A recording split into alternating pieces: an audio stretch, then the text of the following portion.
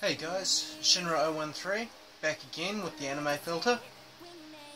Today, strap yourselves in, it's going to be a bit of a long haul because I'm covering one of the big three definers of our modern day anime. I'm covering Bleach.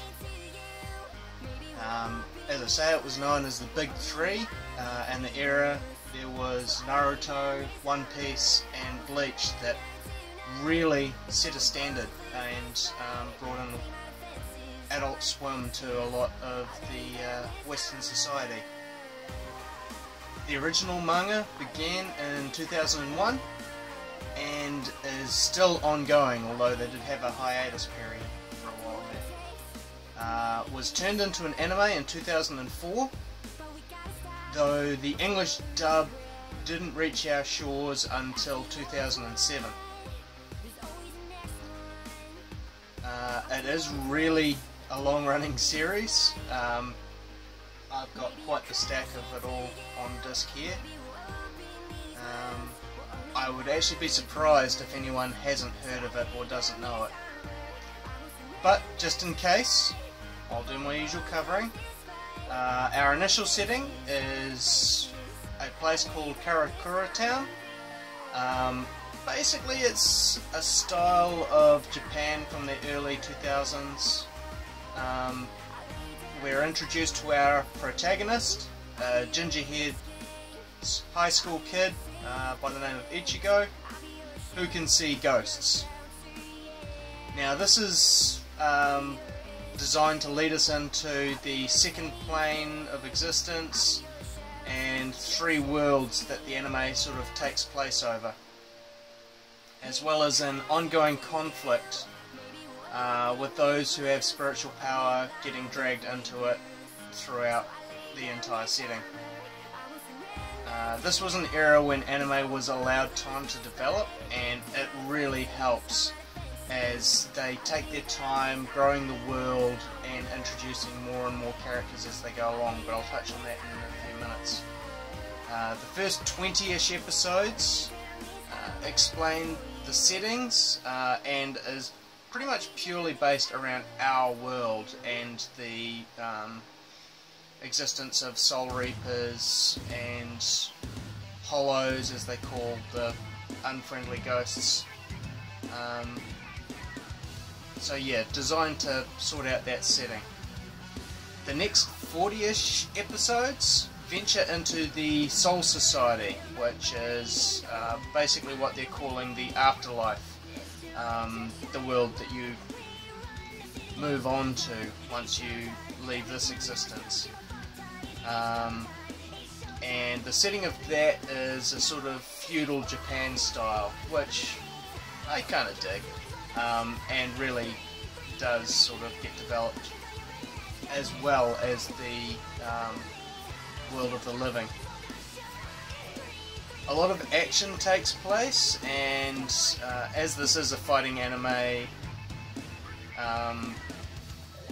yeah, it definitely earns its M rating, as varying degrees of sword fights have the standard outcomes. It also has a phenomenal character base, as I said. As the story develops, they continually add more characters. Not just side characters, but each with a story and development that they feed into it, though often the development doesn't come with the initial introduction. Usually they loop back to touch on that when they have another episode featuring the character with a bit more development, which I really like.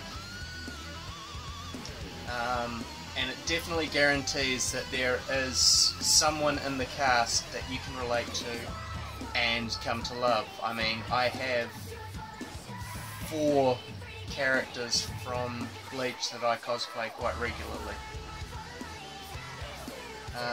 Fair warning, getting into this show does eat up a lot of time. As the third realm, Hueco Mundo, doesn't come into something they venture into until around episode 160. Don't quote me, that is an exact episode. as I say, there are a lot, and I struggle to remember the exact ones at the best of times. Now, the main goal is established in the first chapter, as I call it, which is about 60 episodes, I think 64. Yeah, so as that first, I call chapter, comes to conclusion, that's what sets the premise for the main story, which gets resolved around episode 325, so I'm not kidding when I say this is a bit of a long haul. The soundtrack, English voice actors pull off the characters, I feel, really well, although there was one of the filler arcs where they seem to change a whole lot of the voice actors. And not only was it, very noticeable about the voice actors, it was also the way they depicted the character.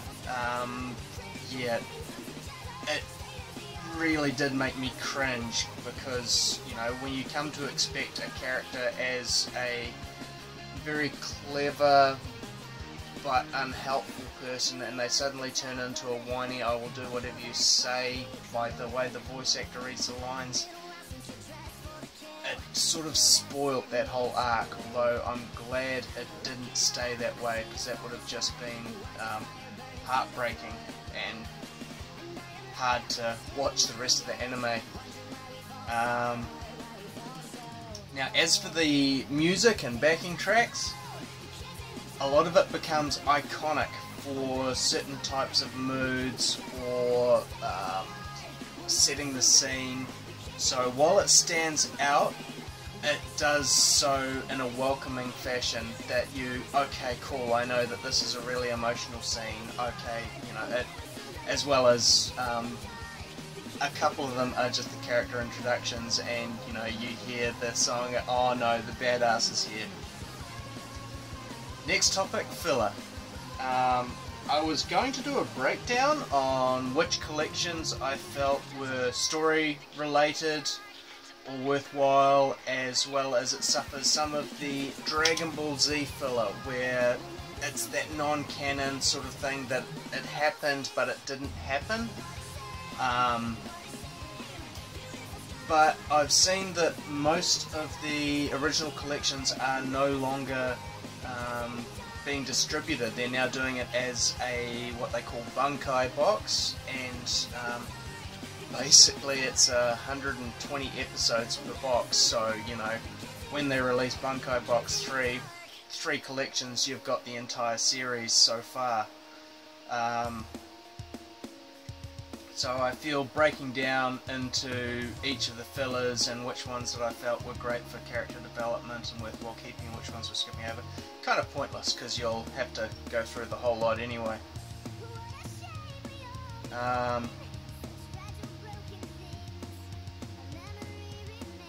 Yeah, as I'm saying, some of the filler chapters I really love, and some of them are non-canon, and you sort of think, why at this critical moment do you go off on that tangent? Don't get me wrong, they're cool and all, but it does feel like they're sort of trying to drag things out, and I understand that there are reasons and means for that, but at the same time it feels like it was the wrong place for them to put it in. A lot of the filler arcs are not in the manga, and I feel a lot of them are worth watching because that's the only way you're going to get to see them. And some of them, such as one arc, the Bount arc or Vampire arc, a lot of people skip because it's not considered story related, although it is something that fits quite easily into the timeline, and I find it really good for the character development.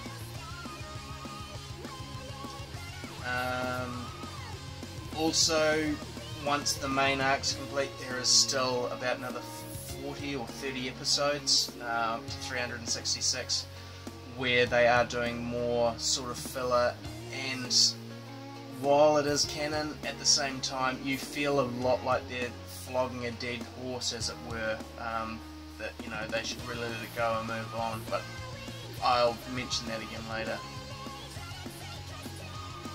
Okay, also in the whole non-canon thing, there are 4 movies, and this is something that, again, is the style of Dragon Ball Z's movies where, you know, they don't take place particularly in the timeline, but a lot of them are well worthwhile watching. So the first one, Memories of Nobody, I recommend hitting that after episode 60-ish, 64, once the initial chapter's complete. It's a phenomenal story, and all I'll say is be prepared to cry. The second movie, Diamond Dust Rebellion. Now, while you could watch it any time after that, I really feel it's best suited after about episode 130, just so that everything that is used in the movie is something you understand, is nothing, you know, out of the box new for you. Now, Diamond Dust Rebellion is another one that I really love, but this one is phenomenal because it introduces a character's backstory. Same with the third title, Fade to Black, which is, as I say, just really where I feel the story is helping expand its universe, because it's spending time explaining some of the iconic characters' backstories. The fourth film, Hellverse, didn't seem to have the same depth and vibe to it, but it did have some very awesome fights, looks and scenes to it. It also explored another realm, the so-called Hell, which is only mentioned in the first 20 episodes once, and never again since, until they did this movie. So that was kind of cool. And like I say, it did have some really awesome style come through it. So I still consider it worth a watch. Yeah, as I said, once their main story sort of was concluded, they had a few more filler arcs around Ichigo, our ginger-haired protagonist, which really did seem to drag things out rather than bring anything new. I feel most of it would have been happily rounded up in a couple of episodes of sort of conclusion rather than the way they dragged it out. But don't get me wrong, there were a lot of cool characters added and scenes and settings in that arc, and I know what they were going for, but I feel I would have been just as happy and content if they continued doing, you know, some short stories about some of the other characters' backstories and filling it out, even just keeping Ichigo as a cameo role. I feel would have been a better approach. Though now I'm going to touch on, because I feel that the anime is coming to an end with the end of the Fullbringer arc, episode 366, don't hold me on that. The newish manga series seems to have done exactly what I was asking for, and they've moved to a different period in time, and is focusing more around the Soul Society characters that we know and love and have grown attached to over our 360 episode series. Though it seems to be something that we're going to have to take a real wait and see approach as to whether it does make it to the anime platform. All in all, I want to give the total series an 8 out of 10. I still consider it really well worth a watch, especially just through the main arc. I mean, if you want to bail on the filler and side stories, I can understand that, but you may want to go back and check them out afterwards. So yeah, definitely one you should watch, if nothing else, but I picked it up because I consider it one of the essential series. With the films, I'll go, let's see, Memories of Nobody, I'd say a 9 out of 10. Same with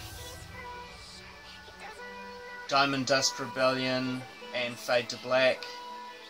Hellverse, I would probably drop down to a 7 out of 10. Thanks very much for your time. I hope you found this video helpful. Give me a like if you did. Subscribe to see more, because I'm going to keep working on the rest of this wall, although that's a good sizable chunk getting Bleach out of the way. This is Shinra013, again with the anime filter. Thanks again, and I'll catch you next time.